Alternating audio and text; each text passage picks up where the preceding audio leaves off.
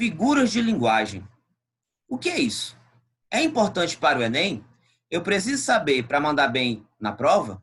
O que é uma metáfora? O que é uma antítese? O que é um paradoxo? O que é uma metonímia? O que é um eufemismo? Para saber tudo isso, para aprender as melhores dicas e para mandar bem na prova do Enem, fica nesse vídeo. Mas antes, roda a vinheta.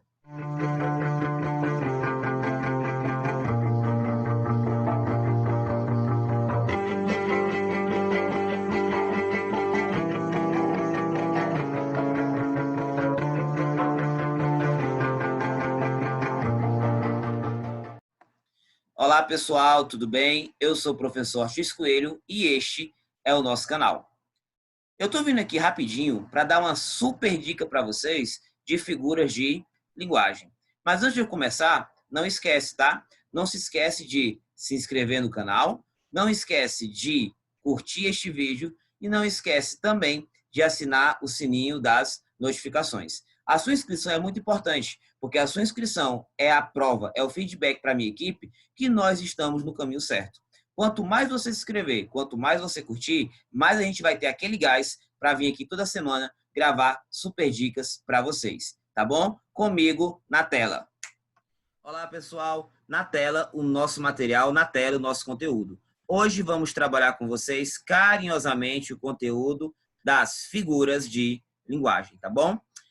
Pessoal, figuras de linguagem, ele faz parte de uma tríade que eu trabalho com o Enem, com meus alunos sempre, que eu vou chamar de variações linguísticas, figuras de linguagem e função da linguagem. Essa tríade é muito importante porque as provas geralmente cobram os três conteúdos em uma única questão.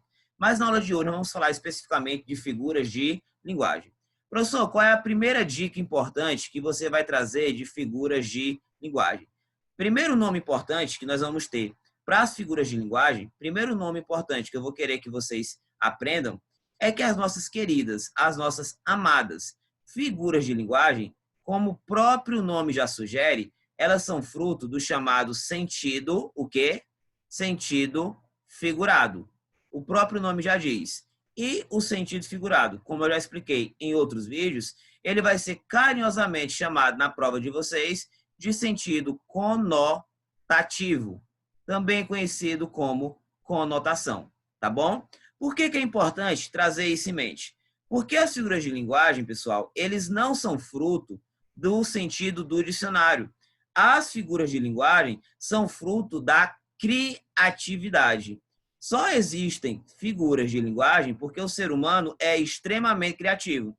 E como ele é criativo, ele deu vários sentidos possíveis para as palavras e para as expressões. Então, todas as vezes que eu trabalhar com figuras de linguagem, eu vou lembrar que o sentido dessas figuras não é o sentido do dicionário, mas é o sentido da criatividade. E esse C de criatividade vai me lembrar do C de conotação. Tá ok, pessoal? Aprenda isso, não esquece isso que vai ser sucesso, tá bom? Primeira figura de linguagem que eu vou querer que vocês revisem comigo. Nós vamos trabalhar com vocês, primeiramente, a figura da antítese, em paralelo com a figura do paradoxo, tá bom? Essas duas figuras têm que ser observadas juntas, porque as duas têm uma coisa em comum.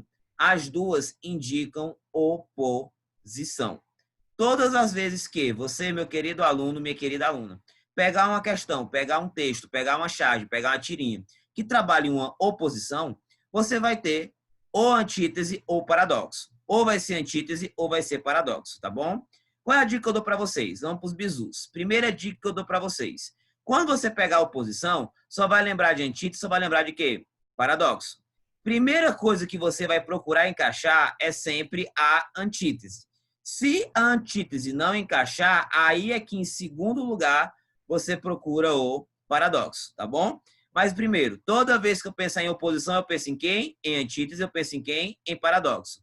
Quem eu procuro primeiro? A antítese. Não encaixou, aí eu procuro o paradoxo. Professor, qual é a dica para eu saber o que é antítese? Qual é a dica para eu saber o que é paradoxo? É interessante lembrar que antigamente a prova do Enem cobrava um como sinônimo de outro. Mas desde 2012, a prova do Enem começou a cobrar antítese diferente de paradoxo. Então é por isso que é importante a gente saber a diferença de um para outro. Qual é a semelhança? Os dois são oposição. Então, se for oposição, ou é antítese ou é paradoxo. Quando é que vai ser antítese? Quando você tiver uma oposição de palavras ou uma oposição de frases. Aprenda isso. Todas as vezes que a tua oposição for de palavras, você tem uma oposição exata de palavras que são naturalmente contrárias, palavras que são naturalmente opostas. Lembrando que aqui você não vai trabalhar com palavras diferentes.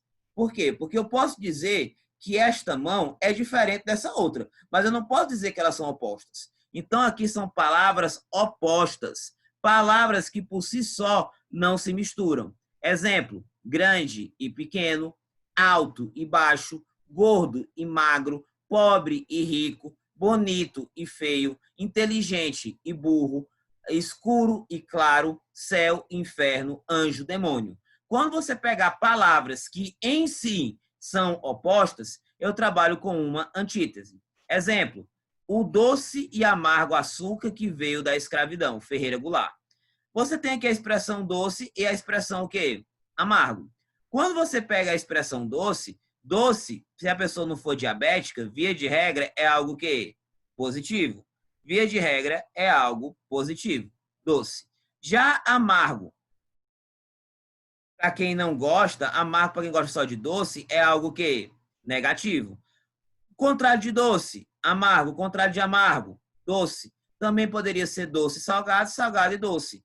Quando você pensa contrário de doce, amargo, contrário de amargo, doce, são palavras em si opostas. Se essas palavras em si são opostas, eu trabalho com uma o quê? Eu trabalho com uma antítese, tá certo? Outro exemplo de antítese é a expressão leva e traz.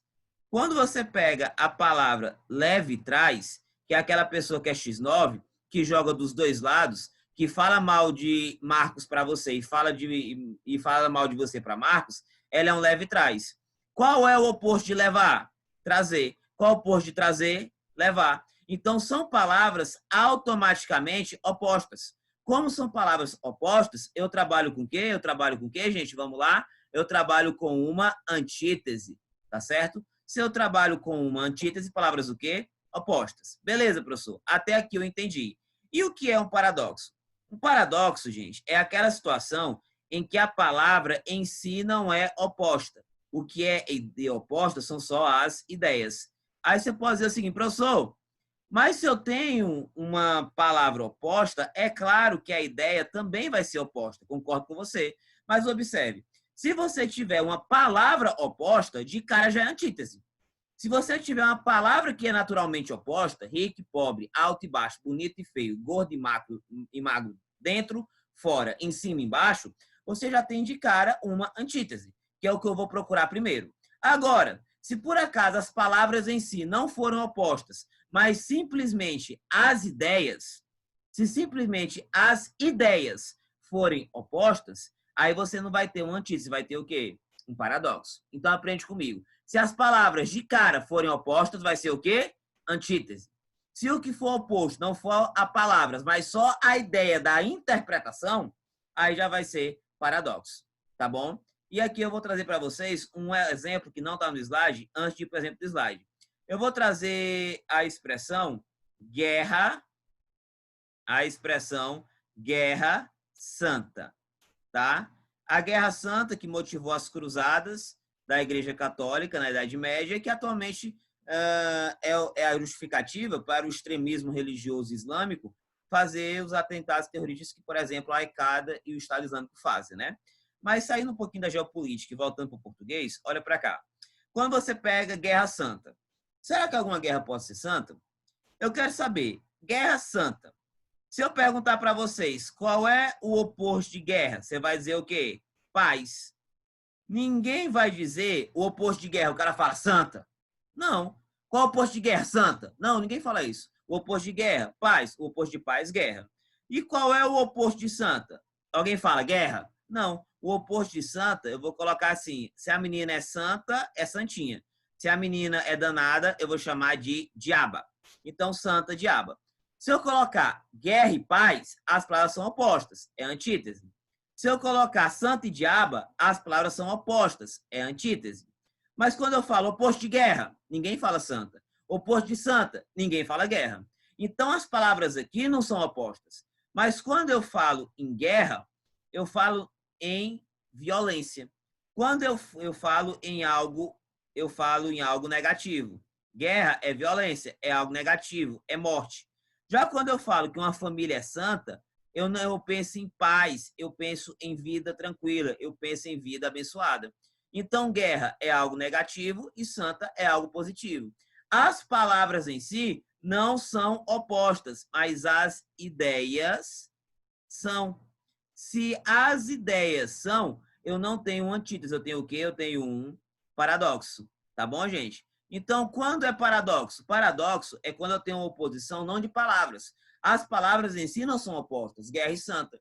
Ia ser oposto à palavra se fosse guerra e paz, fosse santa e diaba. Se apenas as ideias são opostas, se eu tenho apenas uma oposição ideológica, aprenda esse nome, já caiu no Enem, oposição ideológica, aí você trabalha com paradoxo. É por isso que eu dou a dica. A primeira coisa que você vai encaixar é a antítese. Se não encaixou, é aí que eu vou para o paradoxo, tá?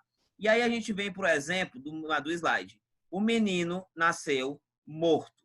Professor, o que é nascer morto? O que seria essa ideia de nascer morto? Qual é o oposto de nasceu? O oposto de nasceu é morreu. Então, se eu mandar você colocar na prova, coloque o oposto, nasceu, morreu. E qual é o oposto de morto? É vivo. Ou a pessoa está morta ou está viva. Então, se por acaso, na sua prova, cair a sua expressão, nasceu e morreu, qual é o oposto de nasceu? Morreu. Qual é o oposto de morto? Vivo. Então, nasceu e morreu seria uma antítese, porque o oposto de nasceu é morreu. E o oposto de morto é vivo. Então, se fosse nasceu e morreu, antítese. Morto, vivo, antítese. Mas a palavra nasceu e morto em si não são opostas. Porque o contrário de nasceu não é morto. O contrário de nasceu é morreu. E o contrário de morto não é nasceu. É o quê? Vivo. Se eu perguntar, contrário de nasceu, tu vai dizer o quê? Morto? Não, vai dizer o quê? Morreu. Contrário de morto, você vai dizer nasceu? Não, vai dizer o quê? Vivo. Então, as palavras em si não são opostas. Mas quando eu falo que a pessoa nasceu, nascer pressupõe com vida. Nascer pressupõe vida. Já morto pressupõe sem vida. Então, alguém só nasce se tiver vida. E alguém só está morto quando está sem vida. As palavras em si não são opostas, mas são o quê? São o quê? As ideias. Se as ideias são opostas, eu tenho o quê? Eu tenho um paradoxo. É por isso que eu digo para vocês que a primeira coisa que eu vou procurar é a antítese. E só depois é que eu vou procurar o paradoxo, tá bom? Então, a expressão nasceu morto é o quê? É um paradoxo. Professor, qual seria a expressão correta? A expressão correta seria fulano de tal veio ao mundo sem vida. Ou fulano de tal veio ao mundo morto. Porque a expressão nasceu morto é um paradoxo. Porque nascer pressupõe vida e morto é ausência de vida. Então, aqui eu tenho um paradoxo, tá bom? Então, para ficar claro, toda vez que tiver oposição, é antítese ou paradoxo. Antítese é o quê? Oposição de palavras. São palavras em si contrárias.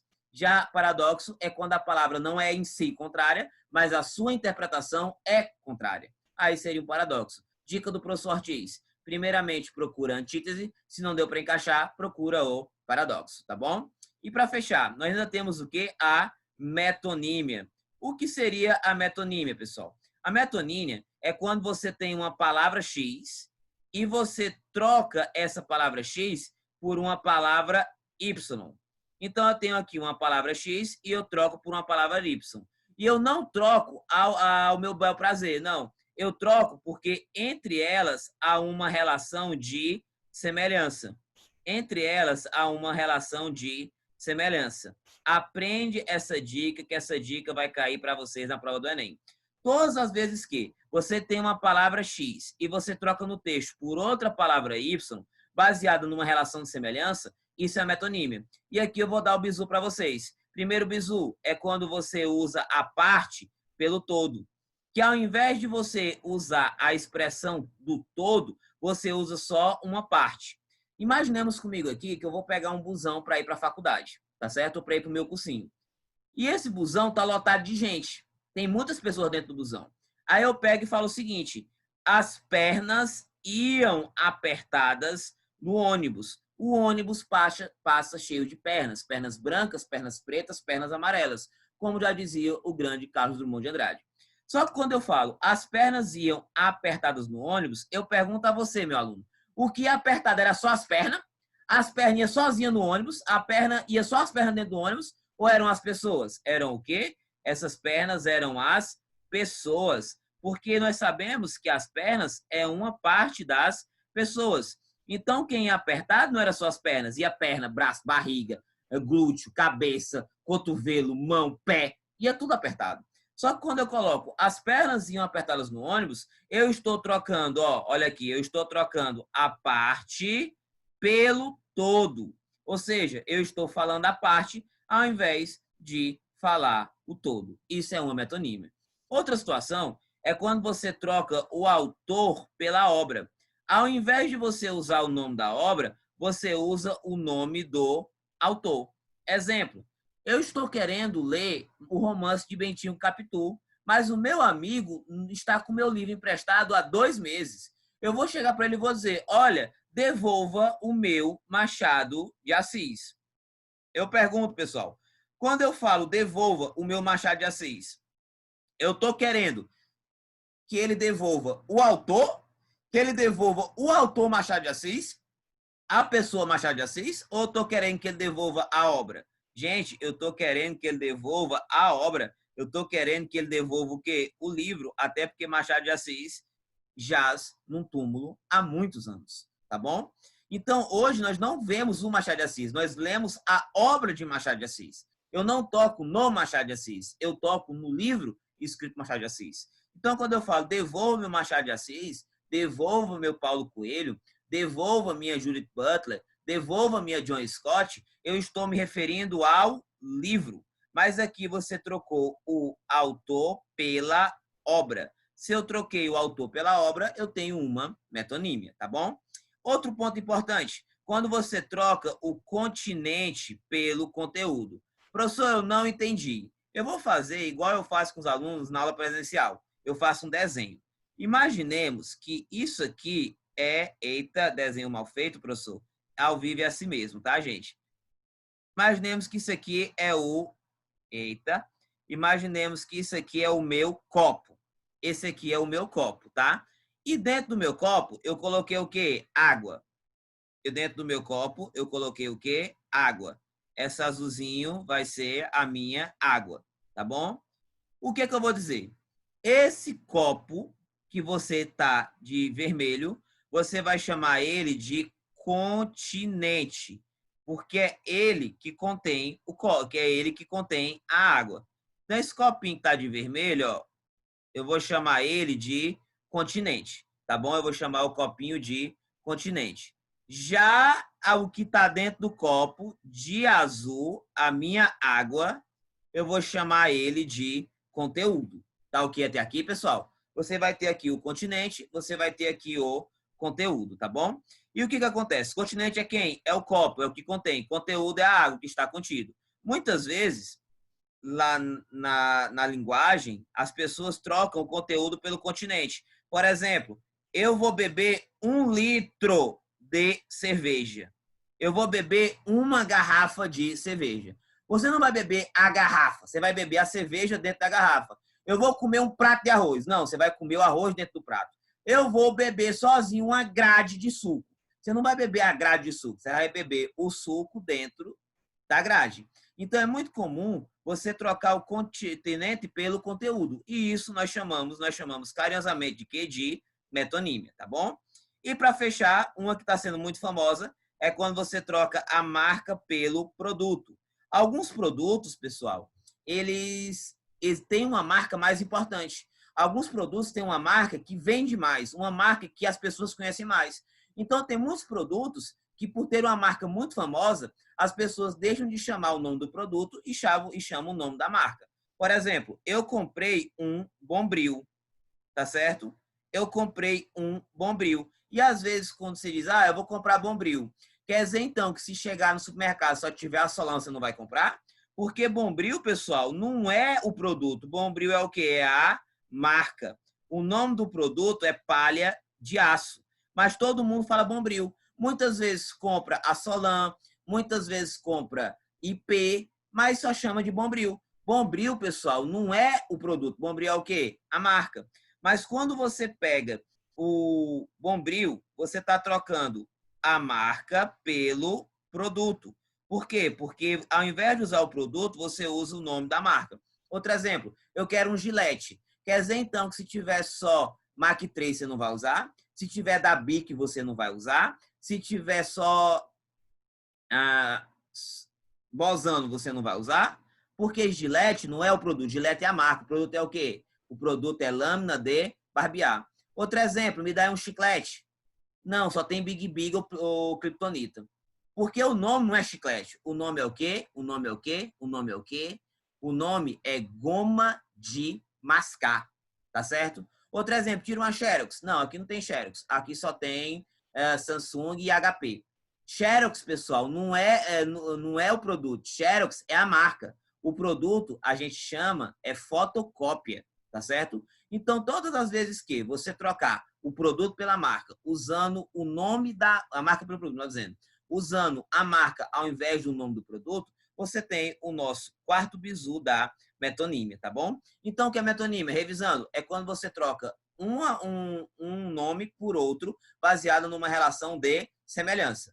E qual é a relação de semelhança? Vai ser a parte pelo todo, primeiro bizu. Segundo bizu, vai ser o quê? Vai ser o quê? Vai ser o quê? Vai ser o quê? O autor pela obra. Perfeito. Terceiro bizu, o continente pelo conteúdo. E quarto bizu, a marca pelo produto. Existem outras formas? Existem. Mas na prova do Enem são esses que caem. Tá bom, pessoal? Tranquilo? Vamos comigo agora para a próxima figura de linguagem. Vamos lá, gente. Na tela com vocês. Na tela com vocês. Vamos lá.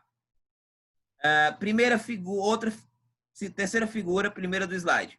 Olha aí pra gente, galera. Vamos lá. A terceira figura, galera, é bem simples. É a figura da metáfora. Metáfora é muito fácil. O que é metáfora? É toda vez que você vê uma semelhança semântica, tá? Semelhança semântica. Ou seja, uma analogia. Então, para traduzir para vocês, é toda vez que você fizer uma comparação. E essa comparação, ela for sem conectivo, tá certo? Todas as vezes que você fizer uma comparação, e a comparação, desculpe, e a comparação for sem conectivo, a comparação é direta, a comparação é sem conectivo, a comparação não tem conjunção para ligar os elementos, eu tenho uma metáfora. A metáfora é quando você compara um ser a outro ser. Exemplo, o rei da França, Luís XIV, falou certa vez, eu sou o sol da França. Então, o rei Luís XIV comparou a sua importância para a França, dentro do absolutismo monárquico, com a importância que o sol tem para a humanidade. Ele dizia que sem ele, a França entraria numa eterna escuridão. Então, quando eu falo, eu sou o sol da França, eu estou me comparando com a França. E observe que ele não colocou a expressão como. Ele não colocou assim a expressão, eu sou como o sol da França. Como ele não colocou essa expressão, você tem uma comparação sem conectivo. E uma comparação sem conectivo, nós chamamos de quê? De metáfora. Outro exemplo, você é uma rosa. Eu comparo você com a rosa. Minha mãe é a luz da minha vida. Eu comparo a minha mãe à luz da minha vida. Então, querendo ou não, gente, toda vez que você comparar elementos sem conectivo, você vai ter uma metáfora, tá bom? Outro elemento, vamos lá, hipérbole. O que é um hipérbole? Um hipérbole é toda vez que você traz um exagero. Todas as vezes que você exagera as características, tá certo? Toda vez que você exagera as características, você exagera o potencial, tá certo? Toda vez que você causa um exagero expressivo, que é aquele exagero para dar mais intensidade ao que você está dizendo, toda vez que você joga nas alturas uma característica, um potencial, ou para dar uma expressão, você tem uma hipérbole. Exemplo, estou morrendo de fome. Olha, você pode estar sentindo muita fome, porque você saiu de escola, de casa de manhã, foi para a escola, lanchou 9 horas e agora é meio-dia, não almoçou ainda. Mas para você estar morrendo de fome, você está fazendo um exagero expressivo.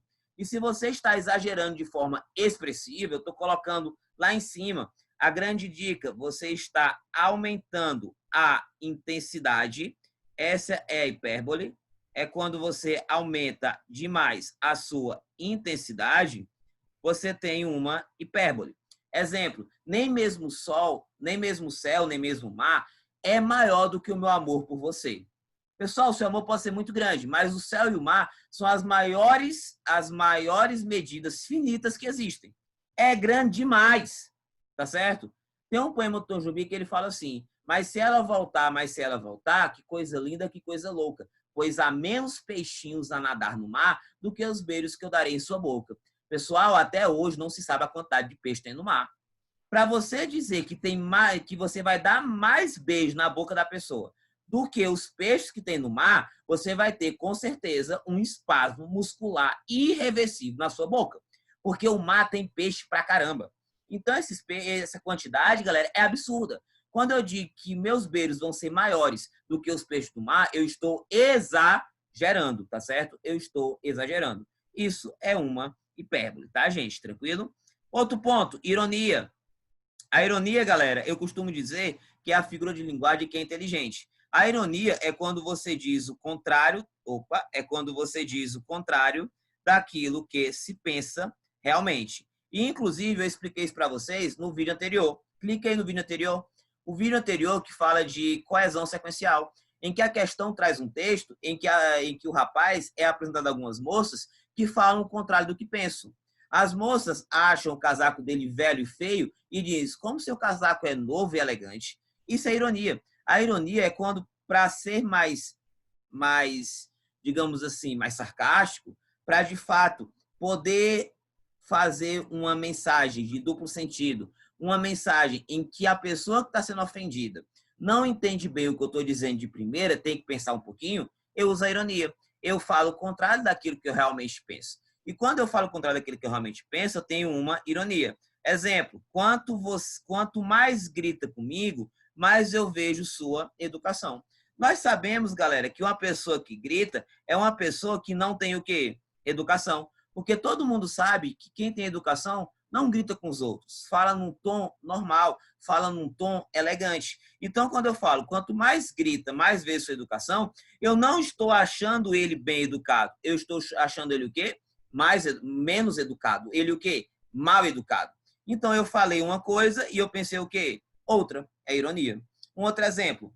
Muito bem seu desempenho esse ano na escola. Você só ficou reprovado em 11 das 12 disciplinas. Ora mais, eu não estou achando essa pessoa de fato bem na escola. Eu estou sendo o quê? Irônico. Porque se ele ficou só em 11 das 12, ele não foi bem. Ele foi o quê? Mal. Mal com ele. Beleza, gente? Então, assim, é uma ironia. Outra situação. Esse político, ele é honesto. Ele nunca teve um processo, a não ser 200. Ou seja, eu estou sendo o quê? Irônico, tá certo? Você calada é um bom poeta. Significa dizer o quê? Que a pessoa, de fato, só fala besteira. Mas eu estou usando de uma forma, digamos assim, o quê? Irônica. Eu estou falando o contrário daquilo que eu penso, tá? E para fechar, eufemismo. Eufemismo é você tentar suavizar os termos. Eu vou dar uma dica para você. Existem palavras, gente, na língua portuguesa que são o quê? Pesadas, que são o quê? Duras. Palavras, geralmente, de notícias ruins, que é muito difícil você dar uma notícia ruim para uma pessoa. Então, toda vez que você pega uma palavra pesada e você troca por uma palavra mais leve, uma palavra mais simples, uma palavra que não vai doer tanto, eu tenho chamado eufemismo. É muito difícil dizer para alguém que o seu filho ou o seu pai morreu. Morreu é muito pesado. Então, eu digo o seguinte, ele fechou os olhos pela última vez. Quando eu falo que eles fechou os olhos pela última vez, eu peguei uma palavra mais pesada, que era morreu, e troquei por uma mais o quê? Mais leve. É porque a palavra morreu, ela vem de trem-bala, ela vem muito duro. Teu pai morreu. daquele susto. Aí você fala, olha, seu pai fechou os olhos pela última vez, faleceu, foi dessa para melhor, foi encontrar Jesus. São expressões mais leves. Outra situação, eu dizer que alguém está gordo é dar até processo. Eu falo, olha, você está forte, você está fofinho, você está acima do peso. São expressões, o quê? Mais leves. Eu dizer, por exemplo, que alguém é mentiroso, não pode dizer o quê? Você falta com a verdade. Eu dizer que uma pessoa tem uma rapariga, Deus me livre, eu digo o quê? A pessoa, ela não tem uma rapariga. Ela tem o quê? Ela tem um reforço paralelo sentimental alternativo para as horas vagas e finais de semana.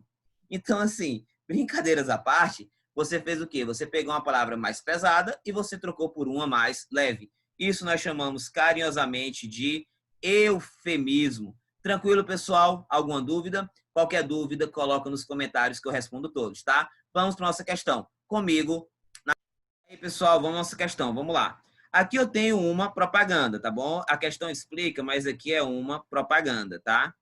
E quando você trabalhar com uma propaganda, tem um elemento muito importante que não posso deixar de lado. A propaganda, ela trabalha com qual função da linguagem? Responda para mim no bate-papo, vai, gente. Responda para mim aí nos comentários. Trabalha com que função? Função o quê? Apelativa. Quando você trabalha com uma função apelativa, é importante lembrar que ela tem uma característica importante. Com a função apelativa é uma propaganda, com a função apelativa almeja vender, ela se preocupa bastante com os chamados o quê? Recursos. Com os chamados recursos da mensagem, tá bom? Os recursos da mensagem são uma preocupação recorrente, do quê? Da função apelativa. E aqui, vamos interpretar comigo. O que é que nós temos aqui? Nós temos, gente, um vidro de pimenta. Então, primeira coisa que vai fazer no Enem é interpretar a imagem. Desde ser agoniado, interprete a imagem, tudo que tem na imagem, só depois lê a pergunta, tá? É uma pimenta. Aqui na pimenta, nós temos o quê? Nós temos que foi pingado, provavelmente pingou umas gotinhas, pimenta coloca em gota, nisso aqui. Isso aqui é o quê, gente? Isso aqui é o quê? Milho. Nós temos uma espiga de milho. E aonde pingou no milho, nós percebemos que aconteceu o quê? Criou o quê? Pipoca. Tá certo? Criou pipoca, tá, gente? E como é que fica essa situação aqui para vocês? A interpretação, ela precisa analisar tudo o que existe na imagem, para poder tentar entender o que aconteceu aqui. Eu tenho uma pimenta, a pimenta, ela pingou, colocou no milho e o milho virou pipoca. Nós sabemos que para o milho virar pipoca, não é qualquer milho, tem que ser um milho de pipoca específico e ele tem que ir ao fogo, tá? Ele tem que ir ao fogo. Por quê? Porque o fogo, ele queima. E como o fogo, ele queima, ele transforma o milho em pipoca. Só que aqui na questão, eu não tenho fogo. Aqui na questão, o que é que aconteceu? Na questão, ao invés de colocar fogo, simplesmente colocar no fogo para estourar a pipoca, você colocou o quê? Você colocou pimenta. Mas o milho só vira pipoca se queimar. E essa pimenta, nós sabemos que ela é algo que serve para arder. As pessoas usam pimenta para arder. As pessoas usam pimenta porque é picante, tá certo? As pessoas usam pimenta porque é o quê? Picante. E aqui é até interessante colocar o seguinte, eu não coloquei no fogo, eu coloquei o quê? Pimenta. A pimenta é picante. Só que essa pimenta, ela não só arde e não só é picante. Ela é uma pimenta que foi capaz de queimar. Porque o milho de pipoca só existe se você conseguir queimar como fogo. Então, é uma pimenta tão forte como fogo.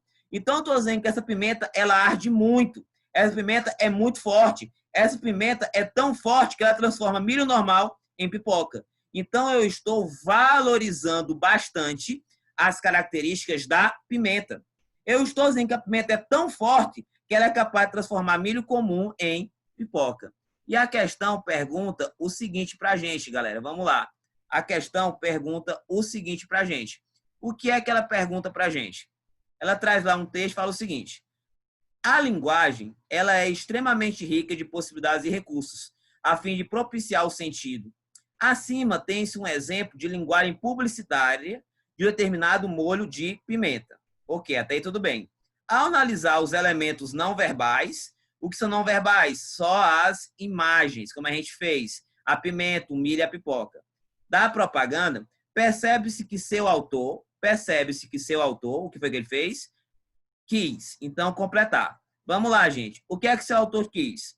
Empregou a analogia como recurso expressivo de sentido, caracterizando essa metáfora. Gente, o que está mais em foco ali naquela imagem não é uma metáfora, mas é a potência da pimenta. Então, está fora a letra A.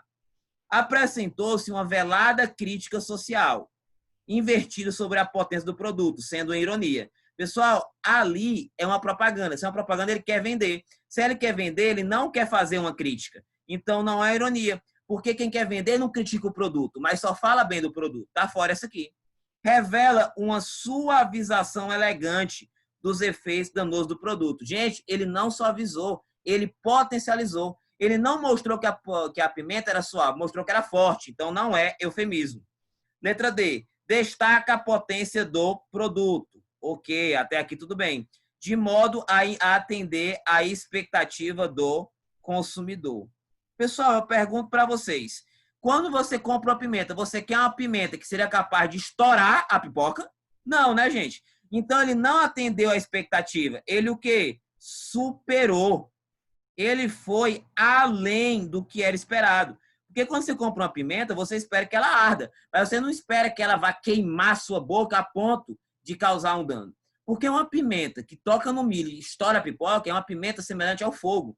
Então, ele não atende à expectativa, ele vai além. Então, tá fora. E a letra E, supervaloriza o resultado do produto. Exato. O produto é tão forte que é capaz de estourar um milho e pipoca.